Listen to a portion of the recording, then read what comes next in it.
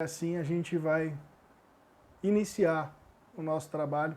Peço o seu agô, peço sua bênção, peço sua licença para chegar até vocês de alguma maneira e rezar nessa noite tão linda de lua com a Umbanda. Saravá a todos vocês.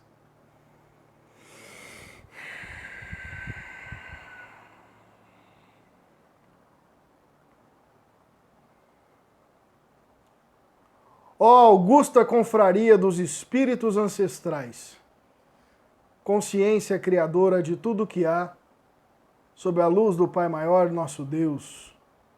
Eu e a Aramatra do astral, rogo as essências que nos criaram, nos fizeram e nos trouxeram até aqui, a bênção, a permissão e seu agô, para eu e todos esses que me assistem e nos assistem, em profunda comunhão, possamos dar continuidade nesse encontro que na eternidade já se iniciou.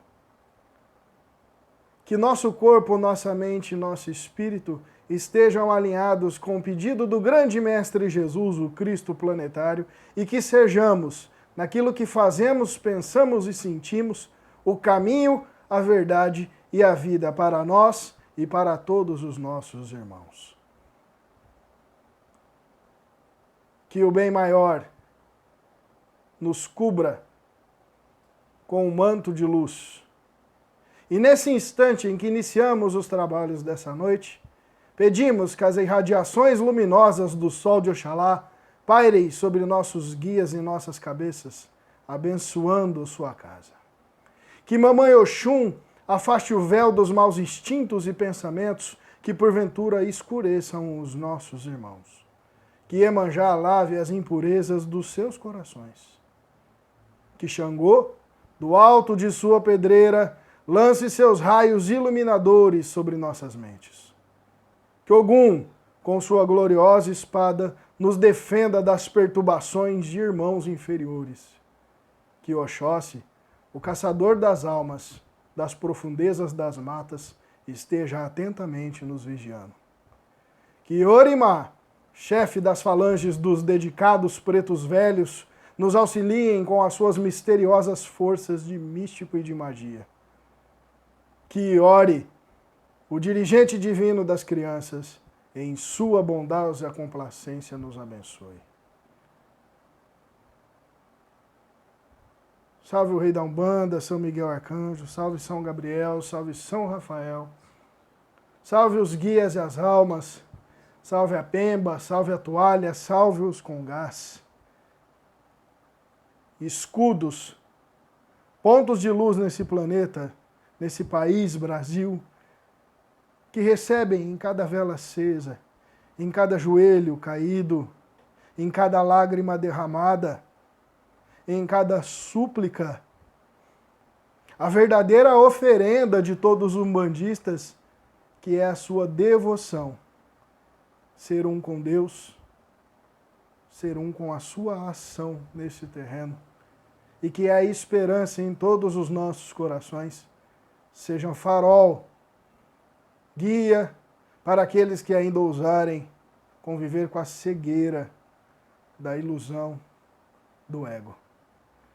Axé Saravatara Aumbandã, Axé Saravatara Aumbandã, Axé Saravatara Aumbandã. Agô.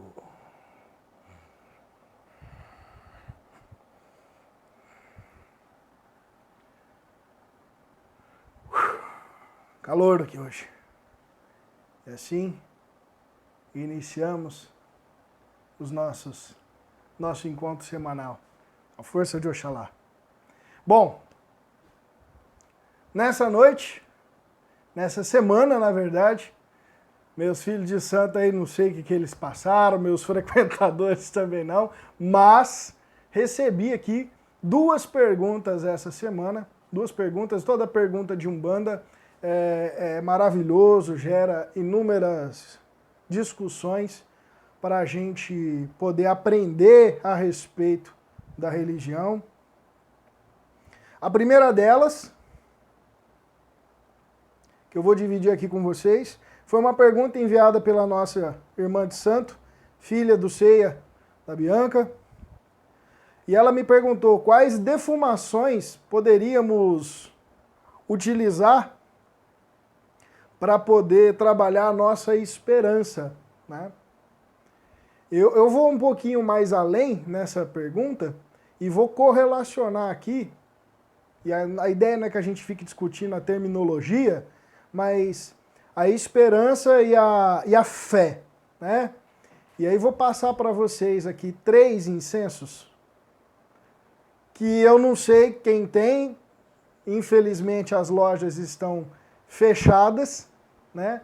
Então eu vou passar esses 3 incensos para quem tem acesso a eles, e quem não tiver, vou passar uma receita, na verdade, tá aí a receitinha, vou passar, tá aqui, a receita de um incenso 100% natural, 100% natural, para vocês fazerem. Então a essência número 1 aí, que eu indicaria para vocês, é a essência de mirra, né? Em muitas casas, mirra é correlacionada à força de Xangô, né? E mirra vai trabalhar o aspecto devocional do equilíbrio. Então, no momento em que a gente está angustiado, ansioso, depressivo, triste, enfim, com essas coisas pairando nossa casa, a resina de mirra, que é uma resina vermelhinha, né? Você queima um carvãozinho de narguile ou faz um pouco de brasa de carvão, joga essa resina, ela é muito forte, tem um cheiro muito bom, vai ajudar demais a equilibrar os aspectos emocionais, mentais, devocionais para esse momento. Uma outra essência, tem casa que fala que é de Ori, de Ibeje, tem casa que fala que é de Oxalá, tem casa que fala que é de Iemanjá, essa não tem muito consenso. Também é uma resina, tá? É uma resina acinzentada, que é uma resina chamada de benjoim, uma resininha cinza. Um cheiro, as 3, um cheirinho doce, maravilhoso, muito gostoso na hora da queima, né, está presente. Essa vai equilibrar mais fortemente os aspectos do mental, nossas ideias, né, estruturar caminhos, estruturar métodos, estruturar maneiras de poder superar determinada situação, obstáculo. Então a essência de benjoim na frequência de Ori para a nossa casa, né? E também vai ser uma essência, uma resina, né, na defumação bastante utilizada para mandar pedidos para o céu. Magicamente tem essa coisa que eu só vou dar esse heróizinho para vocês. Mandar pedidos para o céu, e aí a gente tem que usar elementos sutis, né? Fogo, ar para cima, ou éter, em alguns casos, para algumas movimentações. E a terceira essência, que é aquele mesmo incenso da igreja. Nas lojas de Umbanda ele é chamado de incenso puro, que é uma resina também, uma resina amarelinha. E é uma resina que consensualmente na Umbanda é de Oxalá, e vai trazer a cristandade, energias da cristandade para o lar também. E se a gente está falando de cristandade, eu não preciso nem explicar detalhes aqui com vocês do que ela pode funcionar. Fiz um teste essa semana, vocês podem rir à vontade, me deram nomes, deram muitos apelidos, mas se eu tiver num perrengue e tiver alguma coisa para fazer o seu incenso, para poder ter o incenso em casa e fazer um incenso de qualidade simples, vou ensinar aqui para vocês. Compra canela em pó, canela para, se eu não me engano, é Oxóssi ou Ogum, uma coisa assim, não lembro aqui agora, mas a canela tem N propriedades, é extremamente conhecida. Compra a canela em pó, faz uma areia com a água, não vou ficar aqui dando a receita porque esse não é o objetivo da live, mas ele vira esse emoji, para melhor dizendo, que é esse emojizinho aqui, né? Ele dá liga sozinho, porque o próprio óleo da canela faz ele se conectar. Você bota fogo aqui, empresta o isqueiro aqui, Gui. Você bota fogo nela, e esse incenso aqui, pessoal, não tem carvão, não tem salitre, não tem goma arábica, não tem resina química, ele tem 100% de canela.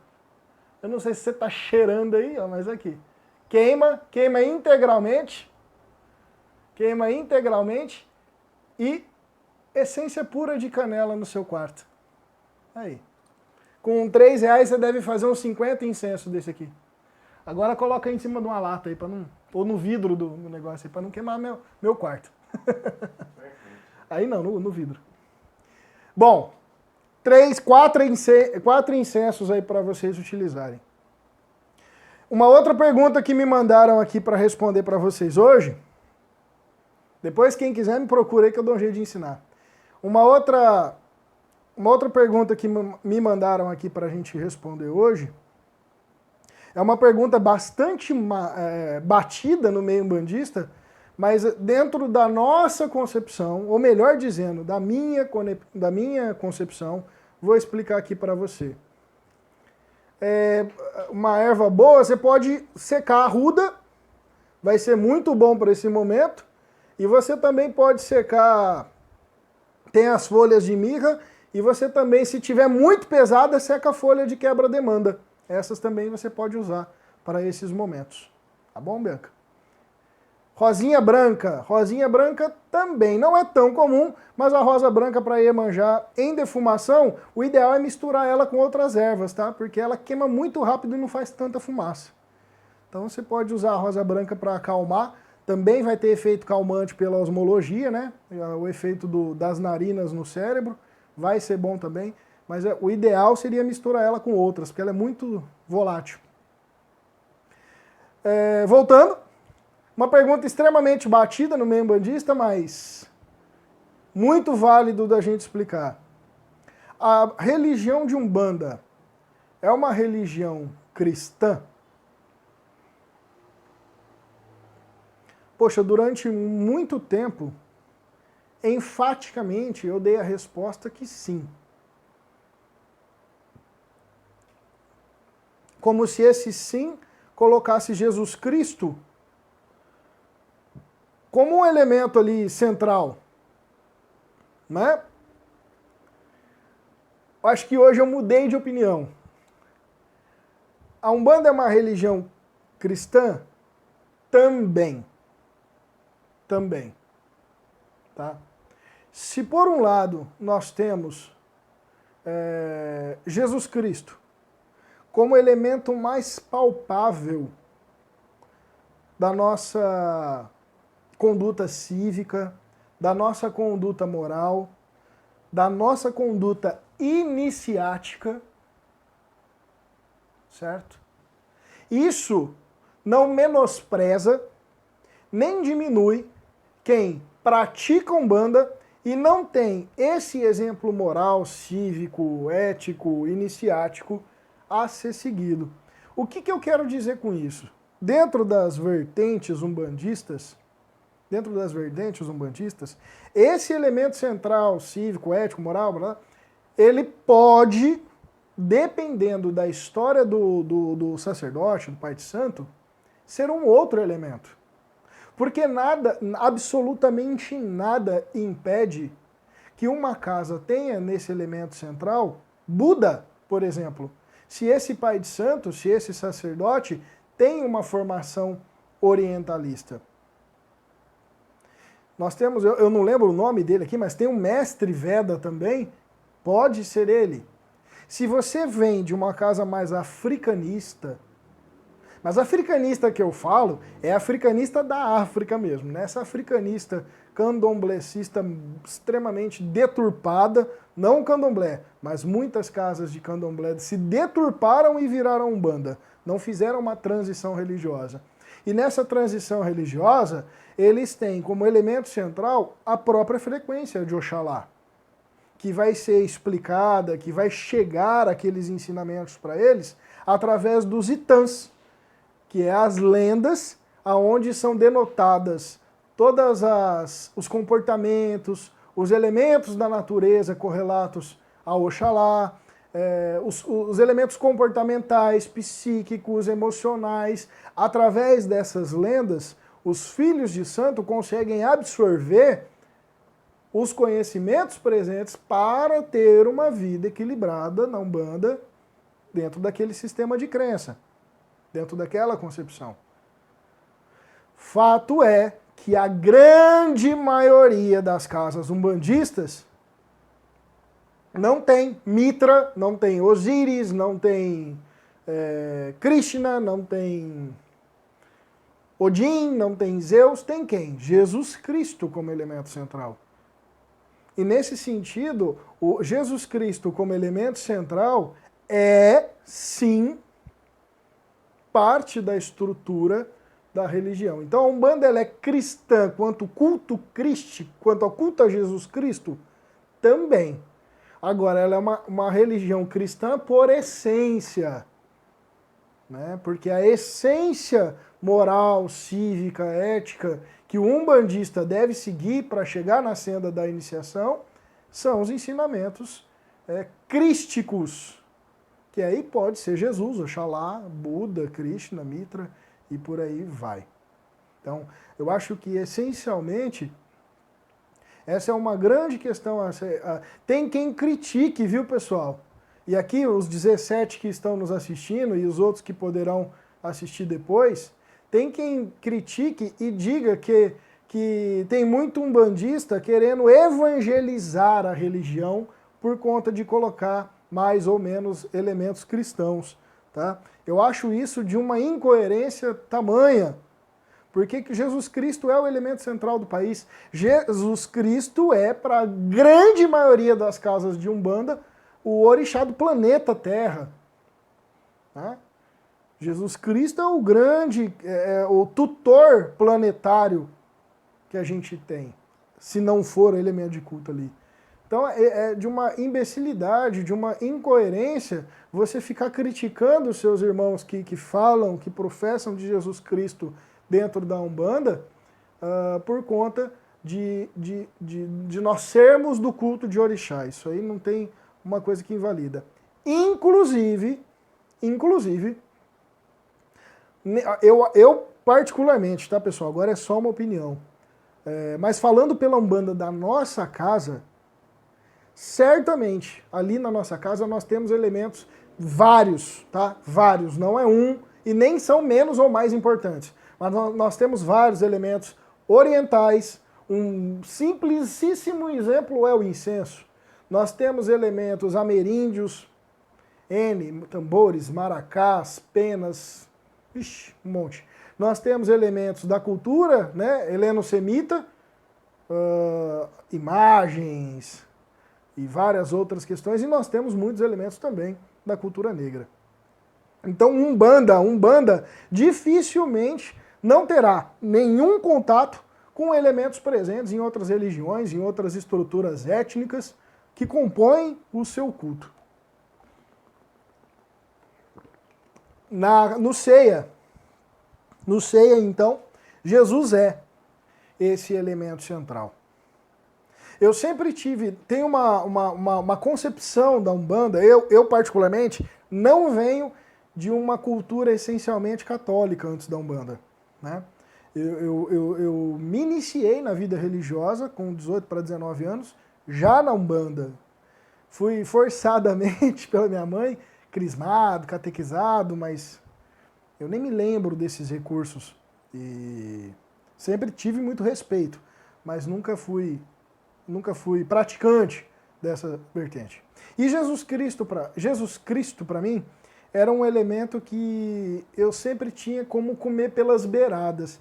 E guardava dentro de mim algo extremamente, talvez, estúpido de dizer que eu não tinha condições de agir como ele. Que eu não tinha condições de fazer o que ele fazia. Que eu não tinha condições, e muito menos, talvez, mascarando a minha disposição de seguir o que ele professasse ou ensinasse, e deixei com que a Umbanda viesse aos poucos até mim, trazendo esse mesmo Jesus, por essa maneira individual que a Umbanda traz, por compreensão, né, compreensão e prática, por essa maneira simbólica, por essa maneira que eu gosto de dizer que ela é andragógica, porque como a Umbanda é experiencial, O ensinamento cristão na vida do umbandista, ele é o quê? Ele é prático. Né? Ele tem na tua vida, nas tuas situações, o ensinamento cristão. E aquilo é extraído pela interpretação que as entidades nos trazem. Ou pelo menos um bom médium incorporado trará para você. Portanto, essa maneira indireta, singular, simbólica, andragógica, é uma didática umbandista para que a luz crística chegue ali até nós. E eu acredito que isso, como elemento estrutural de ensino e compreensão, é maravilhoso, é perfeito. E durante um tempo, eu me dirimi, fui estudar outras coisas de Umbanda e deixei essa coisa crística um pouco de lado. E nos últimos 3, 4 anos que eu venho me aproximando demais disso, e com base nessa pergunta, dentro das escolas esotéricas que eu estudo frequentemente, eubiose, teosofia, grande fraternidade branca, o próprio catolicismo, né? Eu particularmente, me confesso aqui para vocês, sou fãzaço do Padre Fábio, para mim é um cara que traduz Umbanda pro dia a dia do jeitinho católico dele. Né? Recomendo vocês lerem todos os livros dele, que são ensinamentos maravilhosos. Portanto, eu estudando essas escolas iniciáticas, eu trouxe para vocês aqui, e não vou tomar muito tempo, porque aqui não seria só estudo, vamos fazer as emanações que eu preparei aqui para vocês hoje. Eu trouxe aqui o começo das minhas anotações, são anotações mesmo, não vou mostrar a letra porque ninguém nunca entende, dos meus estudos.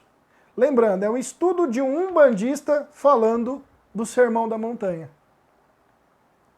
Um dos livros aclamados de magia e teurgia na Umbanda, que eu respeito demais esse livro, esse autor, que é o Mate Silva, ele fala o seguinte: antes de começar a querer mexer com teurgia e magia de Umbanda, compreenda todos os elementos e pratique todos os elementos do Sermão da Montanha. Senão, você vai mexer com esse livro e vai fazer, mesmo que bem intencionado, magia negra. Isso é fantástico, isso. Tem noção disso? Que você tem que estar alinhado com uma lei, com uma conduta, para poder começar a querer aprender a respeito disso. Por isso que Mate Silva, ele é um norteador dos nossos trabalhos umbandistas, porque é um cara, coeso, é um cara que tem pesquisa, que tem estudo, né? E que tem os aspectos religiosos muito bem sólidos para poder falar de Umbanda nas obras dele.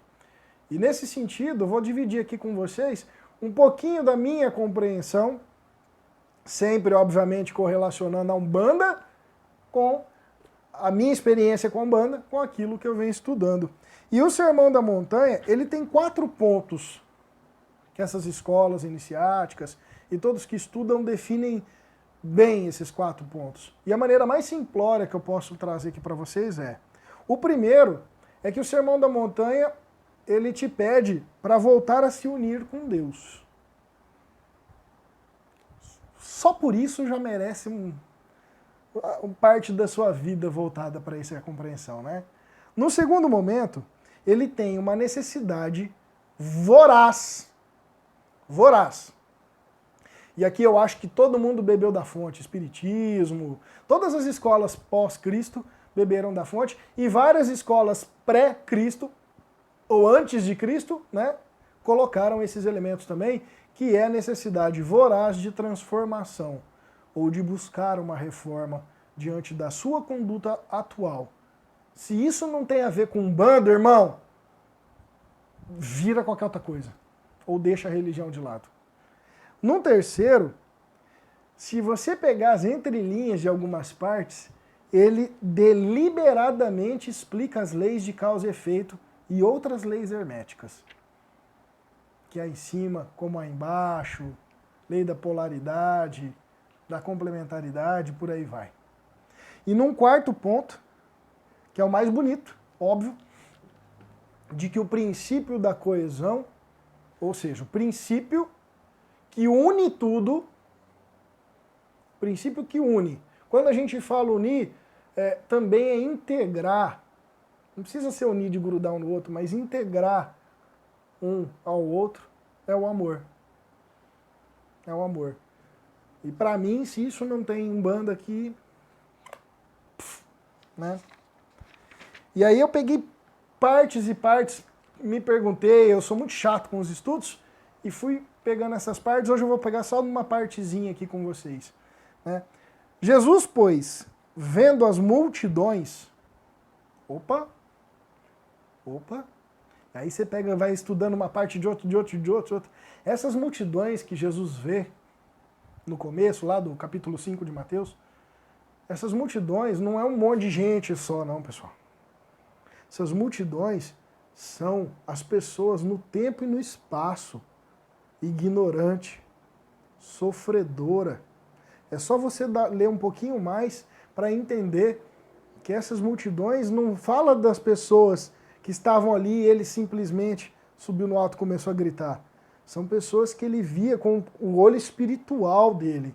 Jesus acessava tudo e a todos, instantaneamente, incessantemente e cheio de compaixão.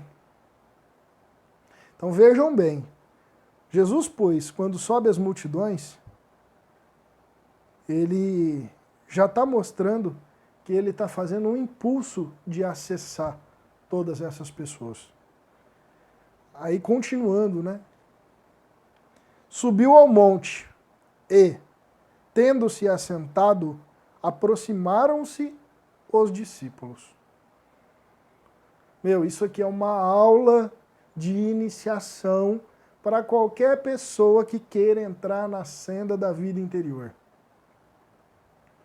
Qualquer escola iniciática, mesmo a Umbanda, para quem entende alguma coisa de Xangô, sabe?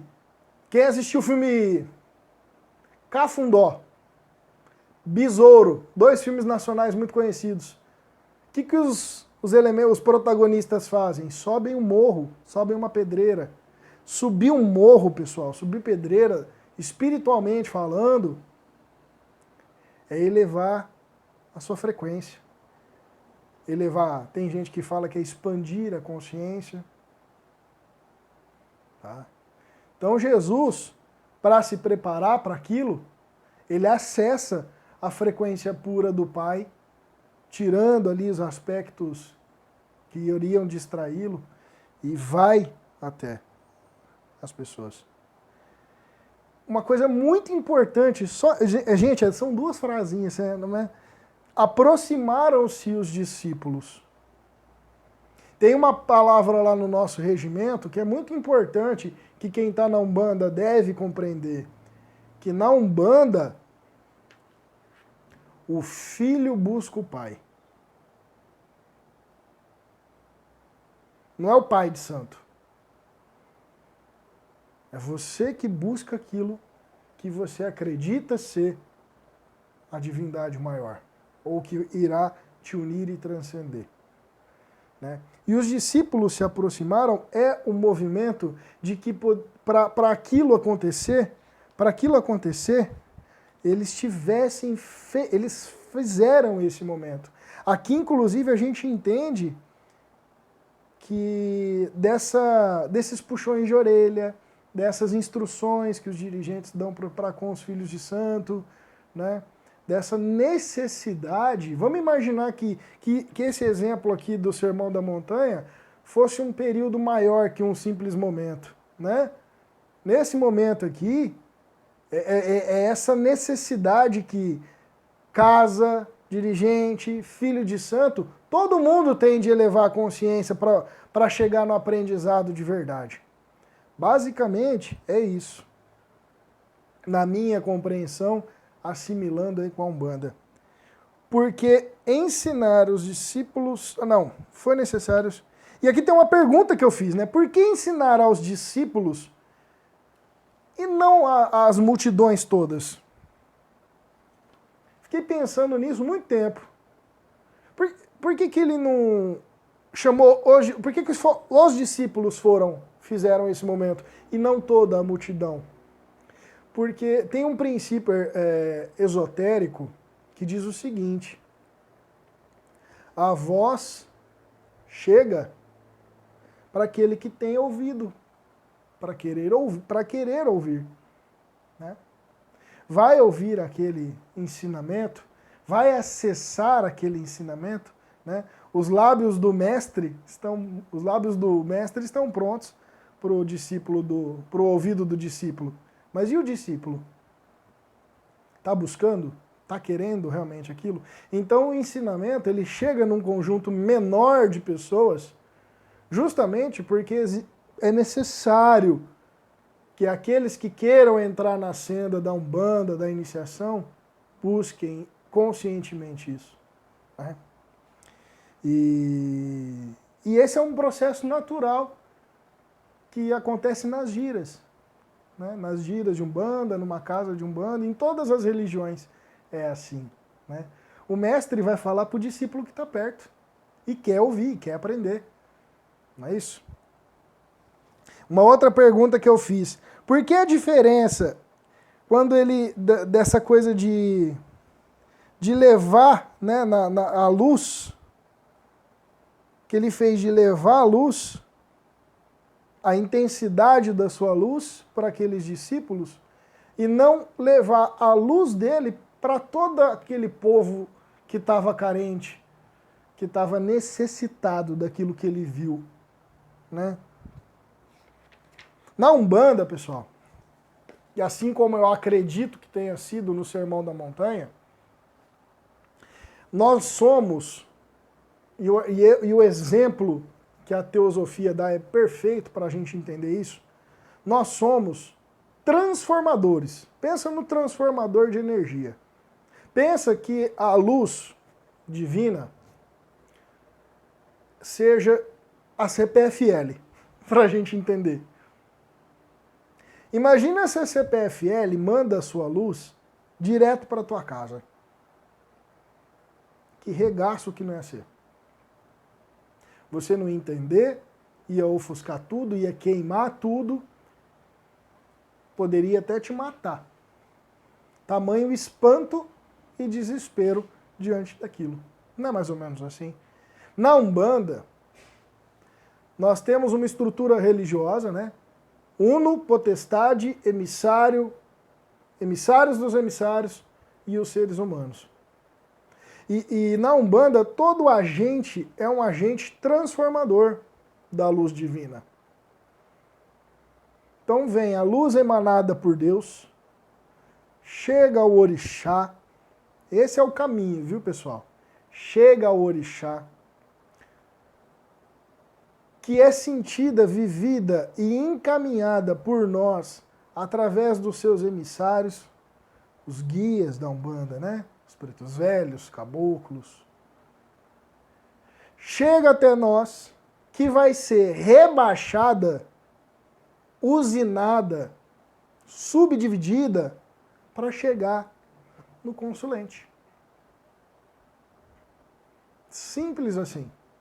Então, orixá é um agente transformador dessa luz, os guias, nós. Se o consulente levar aquilo para casa, ele, né? E por aí vai. Até chegar, e essa luz chega, pessoal, até chegar no mais escuro das trevas. O que cabe a nós, nesse sentido, é o quê? Ter uma boa estrutura tecnológica para ser um bom transformador. Né? Quanto mais e melhor você recebe, mais e melhor você vai emitir energia. Pensem a respeito disso. E eu só fiquei em uma frase do Sermão da Montanha. Né?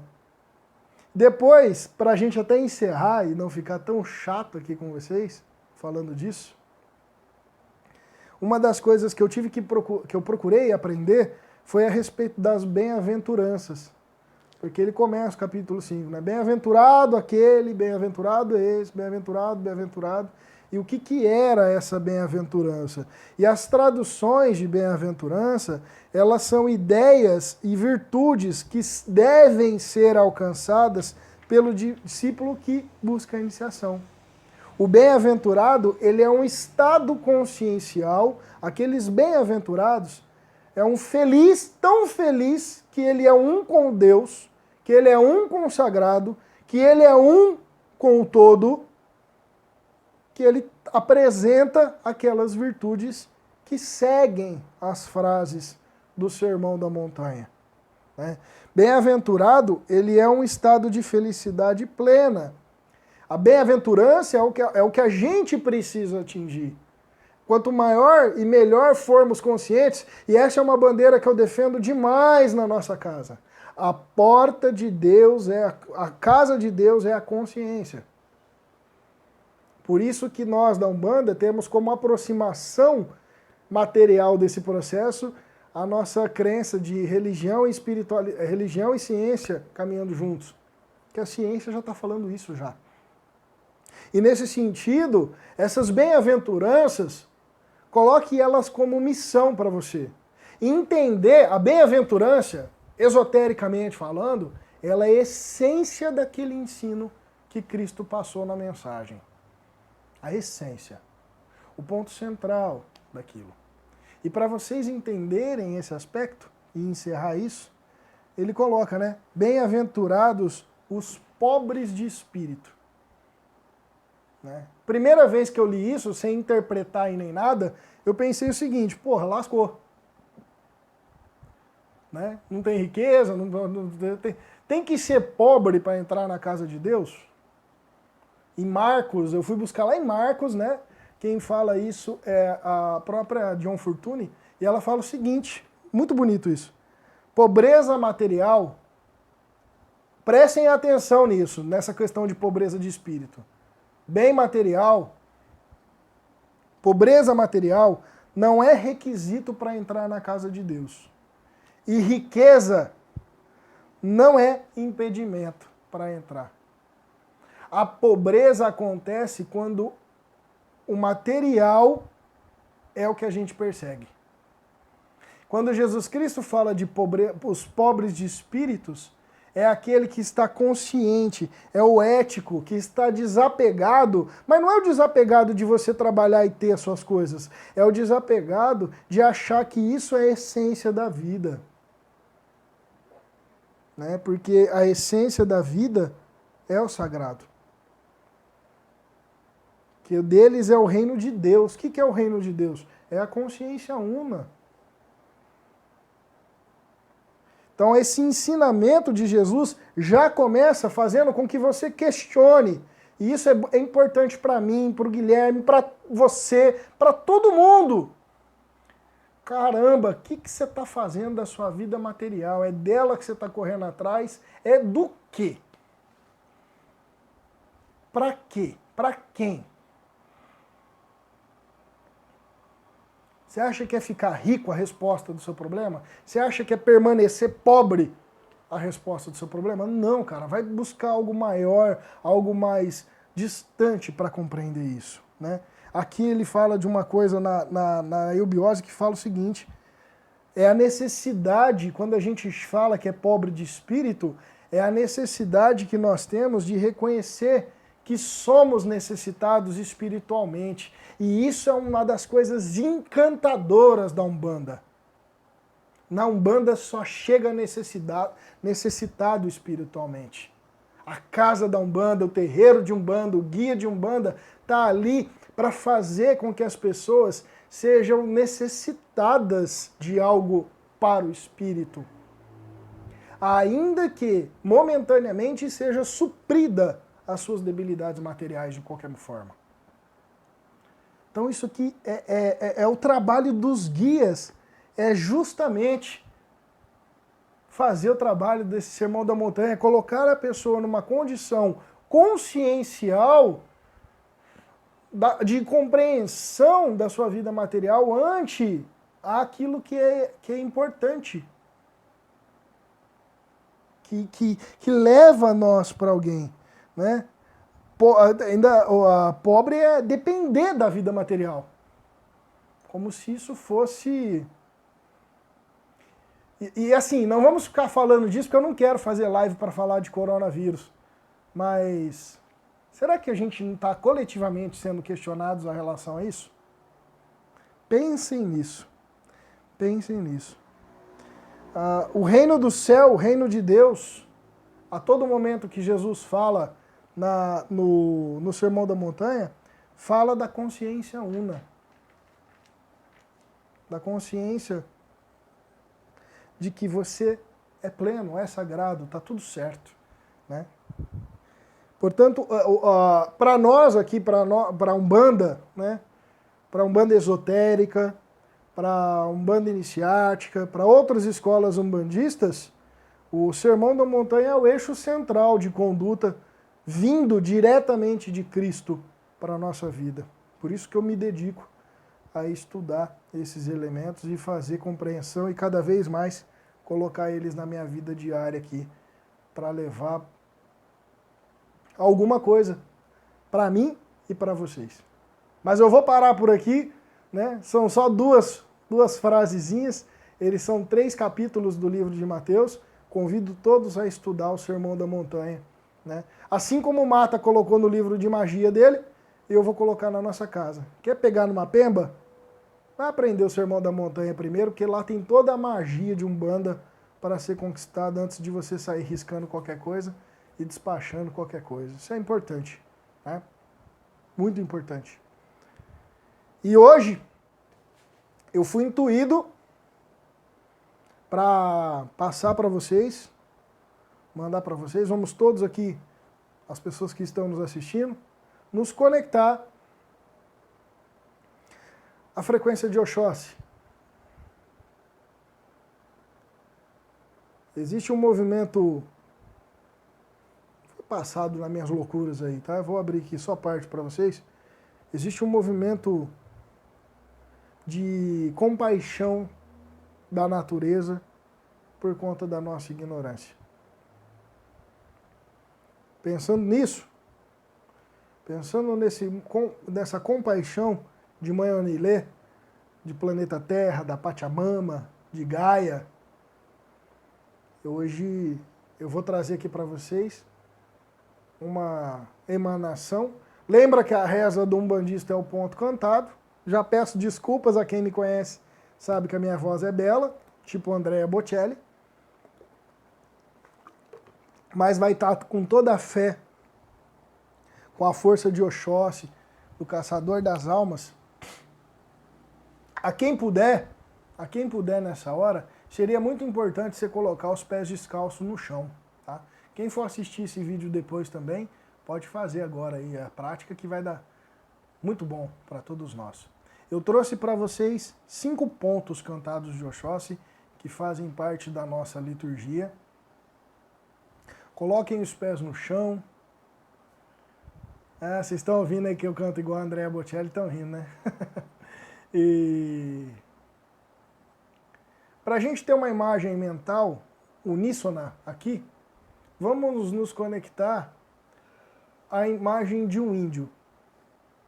No momento em que você fechar os olhos, comece a visualizar o índio que mora dentro de você. O índio e todas as virtudes que ele carrega. A simplicidade, a austeridade, a sagacidade, a prudência. Então, mas cria mesmo. Se você não vê, cria na sua cabeça que cor que é o cocar, qual que é a maquiagem que ele usa, né? A pintura, a maquiagem é pintura, qual a pintura que ele usa, quais são os adornos. E eu vou emanar aqui, todos juntos, para a força de Oxóssi, com a força da terra e do ar, poder chegar até o seu lar. A saudação de Oxóssi é Okearo Oxóssi, né? uma saudação, o Kiaró é o grande caçador, Oxóssi.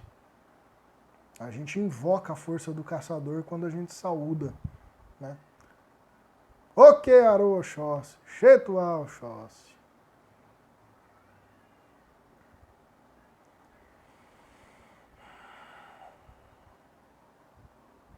Na mata virgem os tambores falam de amores,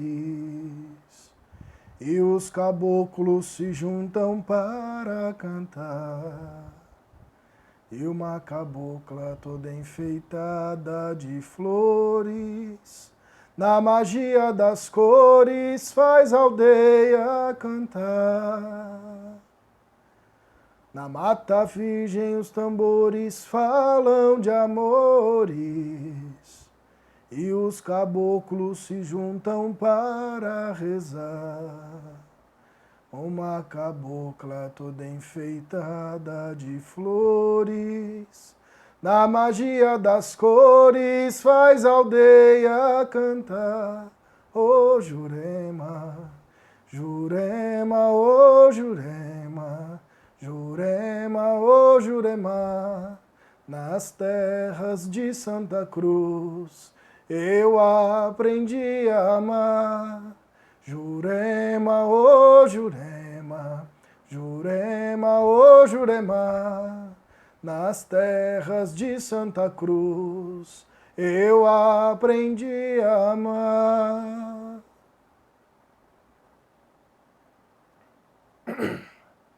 Saravá os caboclos. Saravá. Ok.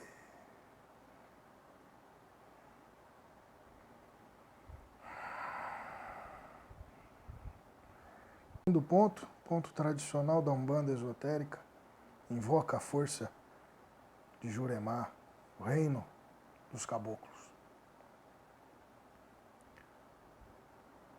Ô Juremê, ô Juremá,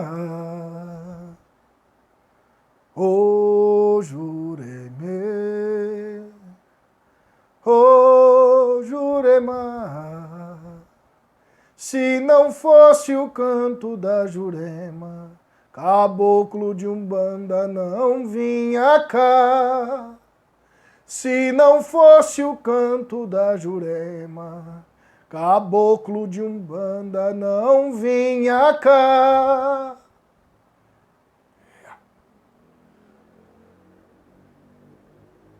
Invoco e evoco a força dos caboclos da Umbanda, mestres da terra de Santa Cruz, do Cruzeiro do Sul. Chega até você, abençoa seu casa, seu trabalho, sua vida.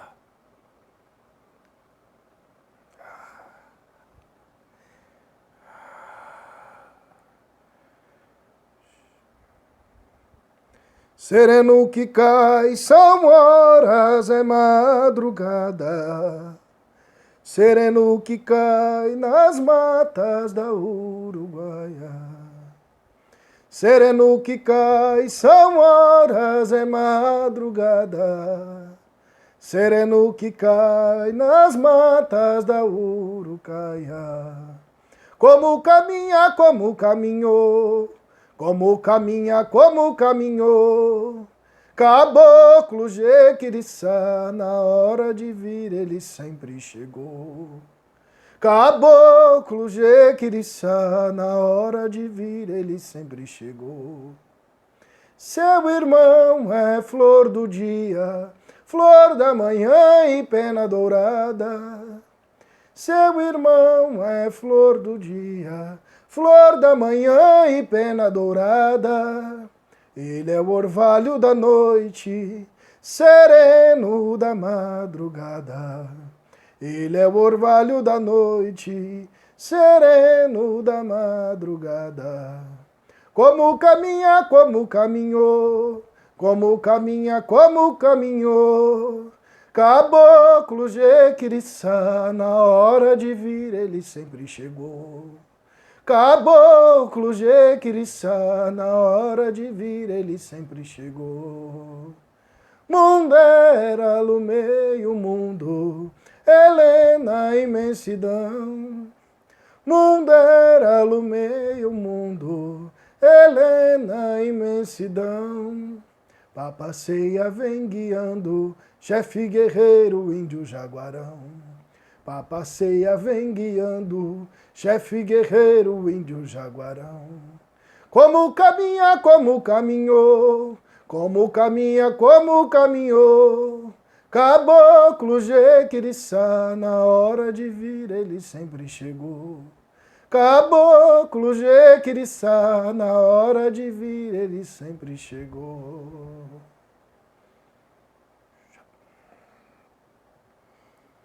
Saravá, Oxóssi, salve a terra, salve o fruto e a semente. Salve a flor, salve a folha. Salve o tronco, salve a raiz. Dessa Jurema, pois todos somos árvore.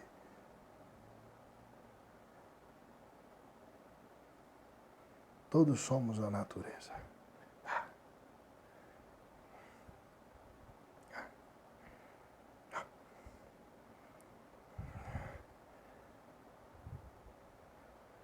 É nesse campo tão florido, é nessa mata serena, onde a morada dos caboclos da Jurema. Pai Oxóssi deu um grito que ecoou no meio do mar, mandou os caboclos da Jurema para abençoar o seu congá. É nesse campo tão florido, é nessa mata serena, onde a morada dos caboclos da Jurema. Pai Oxóssi deu um grito que ecoou no meio do mar, mandou os caboclos da Jurema para abençoar o seu congá.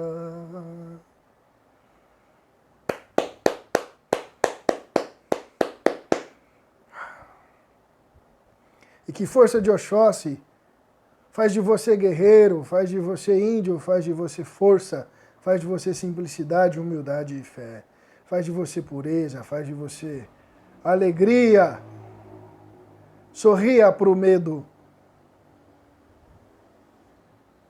Não precisa agir, sorria para o medo. Antes de qualquer ação. Aquele que age sorrindo, age mais leve.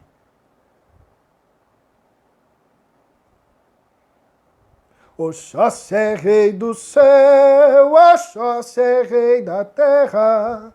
Oxóssi é rei do céu, Oxóssi é rei da terra. Ele não desce do céu sem coroa, sem a sua muganga de guerra. Ele não desce do céu sem coroa, sem a sua muganga de guerra. Oxóssi é rei do céu, Oxóssi é rei da terra. Oxóssi é rei do céu, Oxóssi é rei da terra. Ele não desce do céu sem coroa, sem a sua muganga de guerra. Ele não desce do céu sem coroa, sem a sua muganga de guerra. Oxóssi é rei do céu, Oxóssi é rei da terra. Oxóssi é rei do céu, Oxóssi é rei da terra. Ele não desce do céu sem coroa, sem a sua muganga de guerra. Ele não desce do céu sem coroa, sem a sua muganga de guerra. O que arô, Oxóssi. Chetuá. Chetuá, Oxóssi. Salve a casa de filho de caboclo. Salve Sete Pedreiras. Salve todos os caboclos da Umbandã.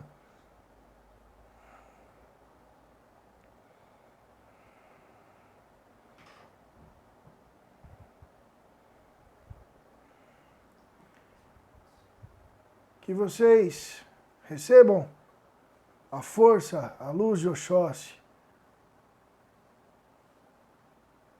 a vitalidade para caminhar, para serem maiores, serem melhores do que qualquer crise. E eu quero encerrar essa live para vocês dizendo o seguinte: doa a quem doer. Quando você nasceu e pediu para vir nesse mundo e está aqui respirando hoje, em 2020, você já sabia de tudo que ia encarar. Agora, como é que você vai agir diante disso? Você pediu para estar aqui. Não corra.